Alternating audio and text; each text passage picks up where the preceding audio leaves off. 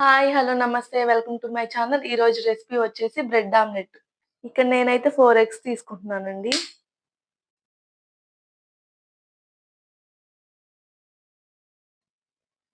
ఇందులోకి కట్ చేసుకున్న పచ్చిమిర్చి, కట్ చేసుకున్న టమాటా పీసెస్, కొంచెం కొత్తిమీర, కొంచెం గరం మసాలా, కొంచెం కారం, కొంచెం మిరియాల పొడి, కొంచెం ధనియాల పొడి, కొంచెం సాల్ట్, కొంచెం పసుపు.